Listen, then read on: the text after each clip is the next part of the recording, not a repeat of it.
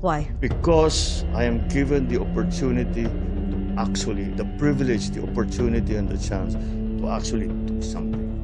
All of the things that I complained about all my life, now I can do something.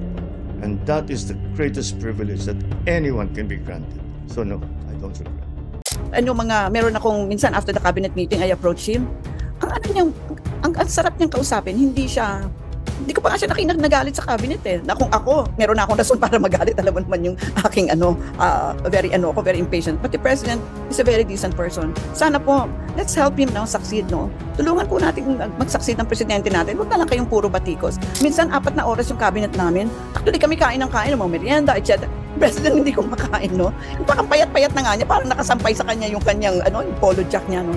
And what else I discovered? Malumanay siya magsalita, di ba? He's a very decent person. No? He's a very decent person. And, for your listeners, Malu, please, wag niyo pong minosin si President. The President reads a lot. In one cabinet meeting, he was talking about blockchain technology. And I look around the room, parang ilang piraso lang kami nakakaintindi ng sinasabi niya. No? Ako nga, ang tagal-tagal ko, Malu, na anong binabasa ko dahil hindi ko siya naiintindihan. So, ang presidente po natin, binimenos niyo sa dahil sinasabi niyo wala siyang natapos. Hindi po. The president reads, no? Believe ako talaga sa energy ng president po. Clarita Carlos at ang totoong kakayahan ng ating Pangulo. At bakit natameme ang mga kritiko? Kung may isang pangalan sa akademya na halos lahat ay rumerespeto at humahanga, si Professor Clarita Carlos ang laging nauuna sa listahan. Isa siyang dating National Security Advisor, isang eksperto sa pandaigdigang relasyon, geopolitics at public policy. Kilala siya hindi lang sa Pilipinas kundi pati na rin sa international komunidad dahil sa talino, lawak ng kaalaman at matapang na opinyon. Kahit kapag nagsalita siya, lahat ay nakikinig. Pero nagkaroon siya ng payag tungkol sa Pangulo na tila nagpatameme sa mga kritiko. Maraming nagsasabi na ang Pangulo raw ay walang kakayahan, na kulang siya sa karanasan. Pero, at ito ang nakakagulat, hindi lahat ay nakikita kung ano ang nangyayari sa likod ng mga nakasarang pinto. Sabi nila, hindi raw siya graduate ng prestigyosong universidad. Pero sa kabila ng lahat, isang pahayag ni Carlos ang umalingaw-ngaw. Hindi masyadong kumakain ng Pangulo, nag-aaral siya ng mga dokumento habang tayo nasa pagkainan. Atin pang pakinggan ang sinabi ni Clarita Carlos. The president reads, no? Believe ako talaga sa energy ng president po. Minsan 4 na oras yung cabinet namin. Actually, kami kain ng merienda, etc. President hindi kumakain, no? Yung parang payat-payat na nga niya, parang nakasampay sa kanya yung kanyang yung polo jack niya, no? And what else I discovered? Malumanay siya magsalita, di ba? He's a very decent person. Nakakilabot, di ba? Pero paano nga ba niya nagagawang makipagsabayan sa mga eksperto sa iba't ibang larangan? Blockchain, deep studies sa malalim na issue, hindi ito basta-basta. Atin pang pakinggan si Professor Clarita Carlos. For your listeners, Malu, please, wag niyo pong minosin si President. The President reads a lot. In one cabinet meeting, he was talking about blockchain technology. And I look around the room, parang ilang piraso lang kami nakakaintindi ng sinasabi niya. No? Ako nga, ang tagal-tagal ko, Malu, na anong binabasa ko dahil hindi ko siya naiintindihan. So, ang presidente po natin, binimenos niyo sa dahil sinasabi niyo wala siyang natapos. Hindi po. The president reads, no? Believe ako talaga sa energy ng president po. Ngunit wag muna tayo magmadali. Bakit nga ba si Professor Clarita Carlos mismo, isang veteranong akademiko, ay bilib sa kanya? Dahil ba sa charm? Hindi. Dahil ba sa kanyang political tactics? Hindi rin. Sa totoo lang, sinabi ni Carlos, ang Pangulo ay hindi weak leader. Kalmado siya, pero napakatalim ng kanyang mga pananaw. Bago natin ipagpatuloy kaibigan, siya nga pala ang Great Controversy, na isa sa mga pinaka-kontrobersyal na libro dahil tumutukoy ito sa mga propesiya sa libro ng Daniel at Revelation na nagaganap na sa panahon natin ngayon. Bago ang pagdating ng ating Panginoong Diyos ay pinamimigay na namin ng libre sa pamamagitan ng PDF. At ito ay nasa limited lamang na panahon, kaya i-click mo sa description sa baba upang ma-avail mo kaibigan ang napaka-importanteng libro ito na magbubukas sa iyo sa mas maliwanag mong hinaharap. Purihin ang ating Panginoong Diyos at tayo magpatuloy. Kung tutuusin, kalmado ay hindi salitang ginagamit sa mga lider na hinahangaan. Pero dito niya natatapatan ang mga kritiko.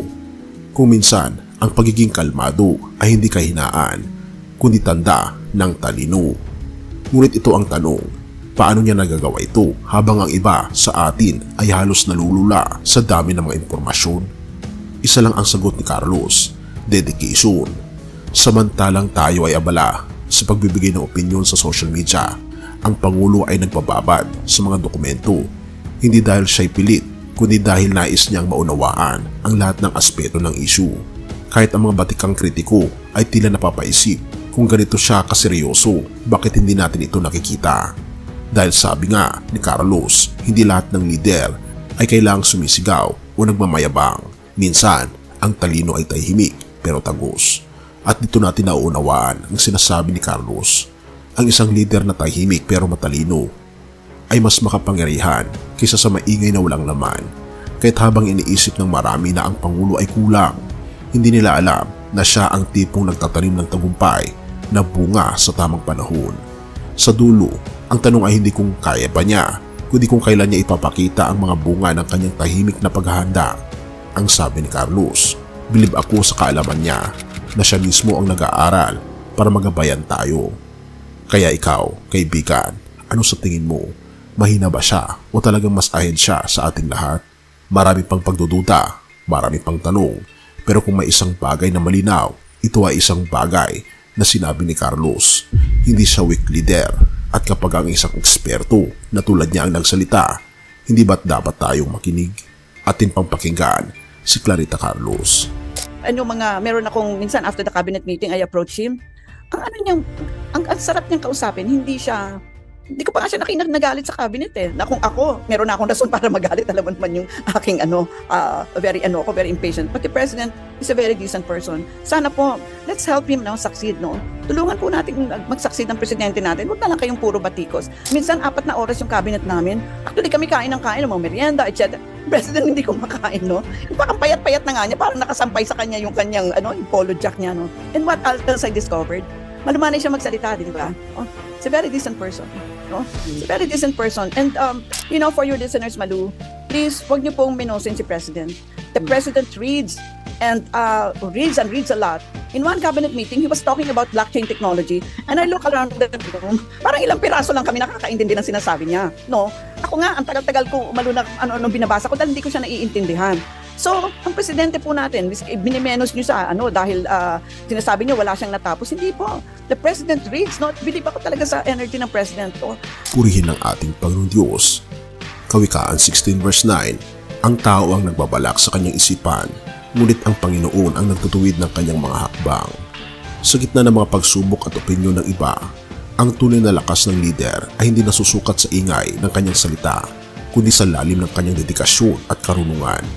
Ang ating Pangulo, tulad ng sinasabi ni Professor Clarita Carlos, ay kalmado ngunit mapanlikha sa kanyang mga hakbang.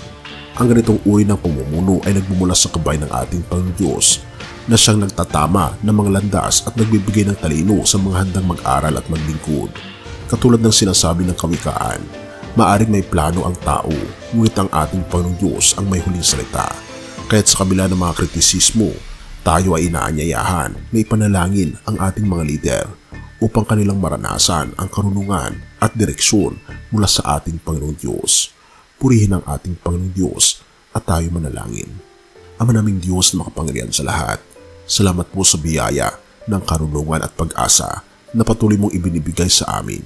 Pinupuri ka namin sa buhay ng aming mga lider, lalo na sa aming Pangulo. Sa kabila ng mga hamon at paghuhusga, naniniwala kami na ikaw ang gumagabay sa kanyang mga desisyon. Nawa'y patuloy mo siyang gabayan, bigyan ng lakas, talino at tapang upang may sakatuparan ng mga plano para sa aming bayan. Dinadalangin din po namin ang mga tagapakinig at nanonood ng mensaheng ito. Buksan niyo po ang kanilang mga puso at isipan upang maunawaan nila ang kahalagaan ng suporta, panalangin at pagkakaisa. Patnubayan niyo po sila sa kanilang mga sarili mga tungkulin at bigyan niyo po sila ng mapayapa at maayos na pamumuhay. Tulungan din kami, Panginoon, na ituon lagi ang aming pansin sa aming tagapagligtas na walang iba kundi ang aming Panginoon Kristo. At nawa tulungan kami, Panginoon, na sundin ang kanyang mga utos at basahin ang kanyang mga salita sa pamamagitan ng Biblia. O aming Ama, itinutuwid mo ang mga hakbang ng bawat isa, kaya't hinihiling namin na ang iyong kalooban ang mangyari sa aming bansa. Naway maghari ang karunungan, katarungan at pagmamahal sa aming bayan. Salamat po Panginoon Diyos sa patuloy niyong pag-aalaga sa amin at gayon din sa pakikinig ng aming mga panalangin at patuloy kaming gabayan at patawarin sa lahat ng aming mga pagkukulang at pagkakasala, sapagat ang panalangin ito'y aming itinataas alang-alang sa matamis na pangalan ng aming Panginoon Kristo na siyang aming tagapagligtas mula ngayon at magpakailanman. Amen.